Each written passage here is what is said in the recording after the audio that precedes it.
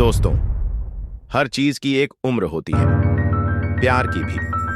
क्या आपने कभी सुना है कि कोई 27 साल की उम्र तक पहुंच जाए और उसे कभी प्यार ना हुआ हो? ये सुनने में अजीब लगता है, लेकिन एक लड़की ऐसी थी जिसने अपनी पूरी जिंदगी में कभी प्यार का एहसास तक नहीं किया। वह 27 साल की हो गई थी, मगर अब तक कुंवारी थी। उसे यह भी नहीं पता था कि मोहब्बत क्या होती है। किसी ने उसे छुआ तक नहीं था।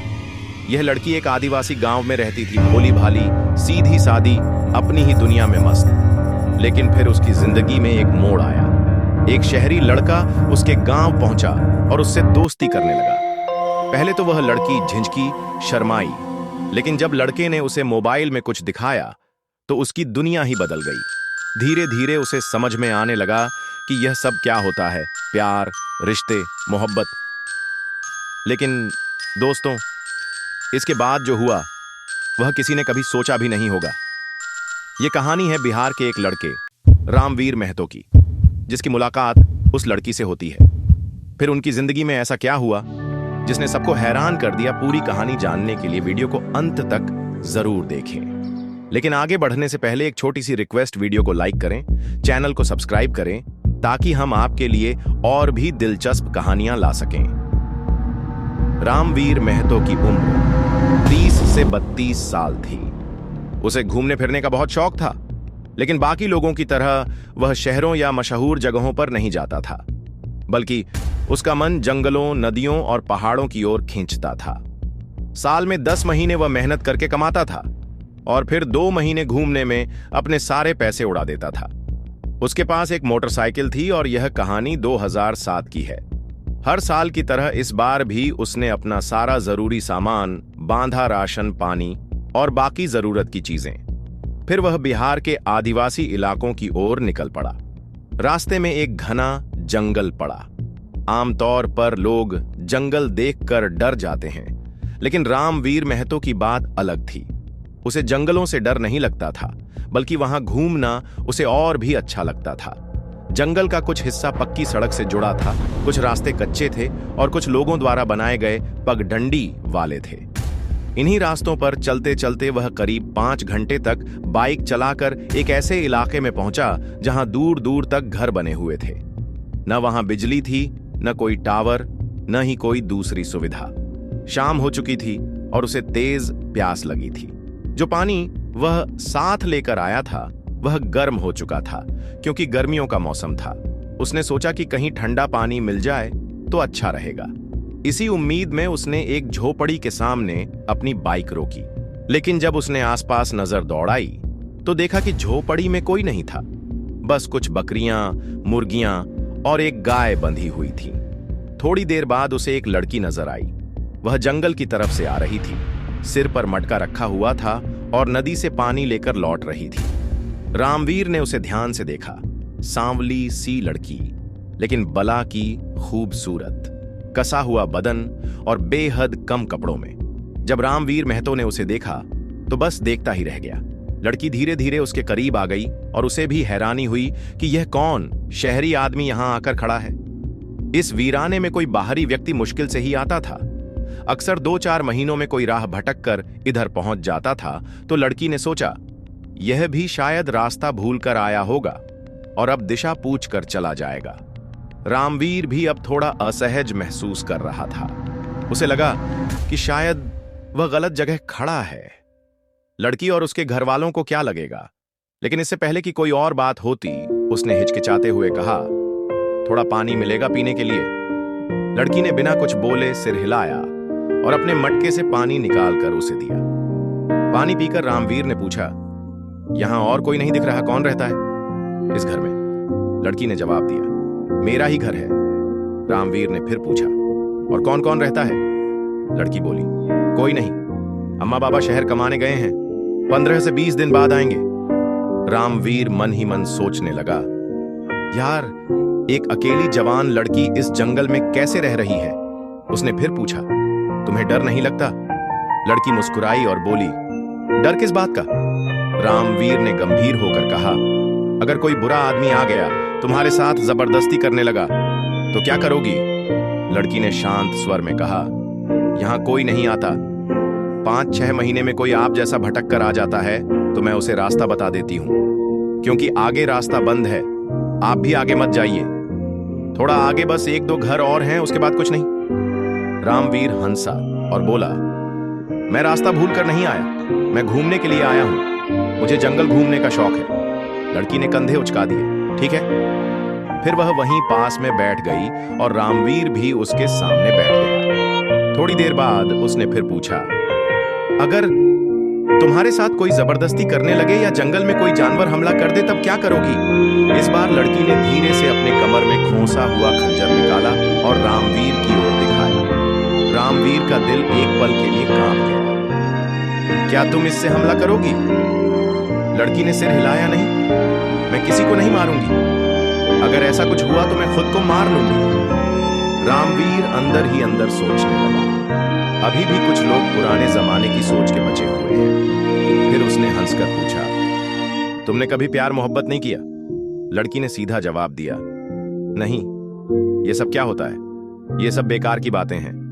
अब शाम ढलने लगी थी तो लड़की ने कहा, अब तुम भी चले जाओ, क्योंकि आगे रास्ता नहीं है। लेकिन रामवीर मुस्कुराया और बोला, मुझे जाना नहीं है, मैं तो रुकने आया हूं। रामवीर ने लड़की से पूछा, यहां आसपास कहीं रुकने की कोई जगह है? अगर किसी के घर में रुकने की जगह मिले तो मैं पैसे भी दे दूंगा। लड़की ने सिर हिलाया और कहा, नहीं, यहां ऐसा कोई ठिकाना नहीं है। हमारे लोग बाहरी आदमियों को पसंद नहीं करते। अगर किसी ने आपको यहां देख लिया तो गुस्सा करेगा और आपके साथ मारपीट भी हो सकती है, इसलिए आप यहां से चले जाइए। लेकिन रामवीर ने जिद पकड़ ली, नहीं यार, मुझे बस आज की रात यहीं रुकना है। इस समय मैं कहीं और जा नहीं सकता। सुबह सुबह निकल जाऊंगा, बस अपने घर के किसी कोने में मुझे जगह दे दो। लड़की ने संदेह भरी नजरों से उसे देखा और कहा, यहां कैसे रुक सकते हो? रामवीर ने तुरंत जवाब दिया, अरे मैं तुम्हें पैसे दे दूंगा। लड़की ने ठंडी सांस भरी, बात पैसे की नहीं है, लेकिन अब तुम परेशान हो तो कोई बात नहीं। अपनी मोटरसाइकिल घर के अंदर खड़ी कर दो और अंदर आ जाओ। वैसे तो यहां कोई आता नहीं, लेकिन अगर कोई आ भी गया तो उसे पता नहीं चलना चाहिए कि यहां कोई बाहरी आदमी ठहरा है। बस सुबह होते ही चले जाना। रामवीर ने राहत की सांस ली। ठीक है, मैं सुबह चला जाऊंगा। अब वह लड़की के घर में रुक गया। शाम को लड़की ने कुछ खाना बनाया। रामवीर ने भी अपने साथ लाए कुछ शहरी खाने की चीजें उसे दी और लड़की ने अपनी बनाई हुई देसी चीजें उसे खिलाई। फिर उसने घर के एक कोने में एक तख्त पर रामवीर के सोने की व्यवस्था कर दी, जबकि खुद नीचे चटाई बिछाकर लेट गई। रामवीर लेटा, लेकिन उसकी आंखों में नींद नहीं थी। वह शहर का चालाक लड़का था, चालबाज और शातिर दिमाग। उसने मन ही मन सोचा, इतनी भोली भाली सीधी सादी लड़की और 27 साल की उम्र में अब तक कुंवारी। ऐसी लड़की तो पहले कभी मिली ही नहीं। इसे हासिल करने का कोई तरीका निकालना होगा। कैसे इसका दिल जीतूं, कैसे इसे अपना बनाऊं? अब वह कोई तरकीब सोचने लगा। रामवीर ने धीरे से पूछा, क्या तुमने कभी सिनेमा देखा है? लड़की ने जवाब दिया, नहीं, मैंने कभी नहीं देखा, लेकिन सुना है कि हमारे लोग यहाँ नाचते गाते हैं और एक टीवी होता है जिसमें फोटो या वीडियो होते हैं, वो नाचते हैं और गाते हैं। रामवीर हंसते हुए बोला, यार तुम टीवी के बारे में भी नहीं जानती हो तो सिनेमा क्या देखोगी? लड़की ने उत्सुकता से पूछा, कैसे? रामवीर ने अपनी जेब से एक पुराना मोबाइल निकाला। मेरे पास एक छोटा सा टीवी है। 2007 की बात थी। रामवीर के पास एक मोबाइल था जिसमें मेमोरी कार्ड लगा था और उस पर बहुत सारे गाने और मूवीज भरे हुए थे। वह लड़की से बोला, अगर तुम देखना चाहो तो मेरे पास है। लड़की ने उत्सुक होकर कहा, हां दिखाओ। रामवीर उसके पास आकर चटाई पर बैठ गया। लड़की भी उठकर बैठ गई और फिर रामवीर ने मोबाइल में हिंदी गाने चलाने शुरू कर दिए। पहले तो बीना शर्माती रही, नाक सिकोड़ते हुए छी, ये सब कैसे लोग करते हैं। लेकिन फिर धीरे धीरे गानों में बसी म्यूजिक और लिरिक्स उसे पसंद आने लगे। एक गाना खास तौर पर उसे बहुत अच्छा लगा, ठहरे हुए पानी में कंकड़ न मार, सांवरे हलचल सी मच जाएगी। यह सब देखकर बीना को पहले पहले बहुत अजीब महसूस हुआ, क्योंकि यह उसके लिए बिल्कुल नया था। लेकिन जैसे जैसे वह गानों में डूबने लगी, उसके तन बदन में हलचल सी मचने लगी और उसकी धड़कन तेज हो गई। वह रामवीर के ओर करीब आ गई। रामवीर ने समझ लिया कि बीना के मन में क्या चल रहा है और वह उसी पल का फायदा उठाने लगा। रामवीर ने गाने को आगे बढ़ाया और बोला, देखो प्यार मोहब्बत कितनी अच्छी चीज होती है, कितना अच्छा लगता है, और तुम भी ऐसा ही चाहोगी। बीना उसकी आंखों में देखती रही, लेकिन उसने कुछ नहीं कहा। उसकी चुप्पी से समझ में आ गया कि वह भी रामवीर की ओर आकर्षित हो रही थी। कुछ पल बाद बीना धीरे से रामवीर की बाहों में झूल गई। अब रामवीर ने मोबाइल को एक तरफ रख दिया और कमरे में अंधेरा छा गया। उसके बाद जो भी हुआ वह बीना के लिए पहली बार था। बीना को फिर यह एहसास होता है कि वह जो कर रही है वह गलत है। वह रामवीर से दूर हटती है और कहती है, नहीं, हम ऐसा नहीं कर सकते, यहां पर यह सब नहीं होता, हम नहीं कर सकते। रामवीर उसे शांत करने की कोशिश करता है, मैं तुमसे शादी करूंगा, तुमसे कभी नहीं जाऊंगा। वह कस्में भी खाता है गाय की, महादेव की, और अपनी हर कस्में पूरी करता है, क्योंकि उसे अपनी जरूरतें पूरी करनी थी। वह कहता है, अगर तुम मुझसे शादी करोगी तो तुम्हारे अम्मा बाबा भी खुश होंगे। बीना कहती है, ठीक है, लेकिन आपको हमारे घर रहना होगा। अम्मा बाबा जब आएंगे तो हम शादी करेंगे। वह रामवीर की सुंदरता की तारीफ करती है, यहां कोई ऐसा दामाद नहीं है। रामवीर सहमति देता है, ठीक है, मैं यहां रुकूंगा जब तक वे नहीं आते। उनकी बातचीत के बाद दोनों रात को सो नहीं पाते। सुबह बीना बहुत खुश थी, लेकिन उसकी आंखों में आंसू थे। उसे यह एहसास हो रहा था कि उसने कुछ गलत किया है। रामवीर उसे सांत्वना देता है, रो मत, सब ठीक होगा, यह हमारी मर्जी नहीं, भगवान की मर्जी है।